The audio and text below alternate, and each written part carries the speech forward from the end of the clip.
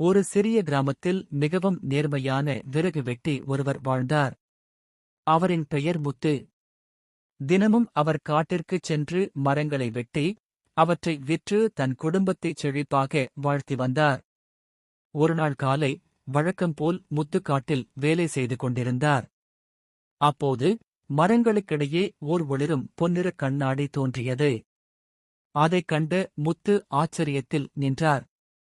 அந்த கண்ணாடியில் இருந்து மெல்ல மெல்ல ஒரு தேவதை தோன்றினாள். அவள் உடல் வெள்ளை மற்றும் இளஞ்சிவப்பு உடையால் ஒளிர்ந்தது.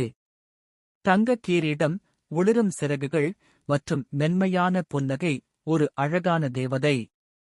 அவள் மென்மையாக பேசினாள். முத்து, நீ மிகவும் நேர்மையானவன். உனக்காக ஒரு ஆசையை நான் நிறைவேற்றத் தயாராக இருக்கிறேன். சொல்லு, உனது ஆசை என்ன? முத்து சிரித்துக்கொண்டே கூறினார்.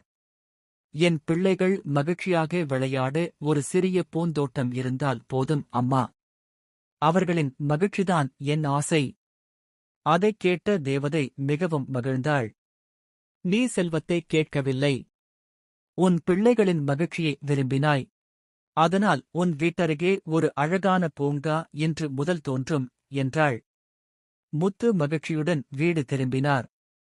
ஆச்சரியமாக, வீட்டருகே ஒரு அழகான பூந்தோட்டம், ஊஞ்சல்கள், ஸ்லேடுகள், பழமரங்கள் மற்றும் வண்ணமயமான பூக்கள் இருந்தன. குழந்தைகள் மகிழ்ச்சியுடன் விளையாடினர். முத்து குடும்பத்துடன் சந்தோஷமாக வாழ்ந்தார். தேவதை வானில் பறந்துவிட்டு சென்றாள்.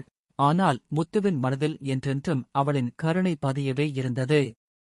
இந்தக் கதையின் பாடம்: நேர்மை, மனதார ஆசை மற்றும் நற்குணங்கள் நமக்கு வாழ்வில் விலையில்லாத வரங்களை தரும்.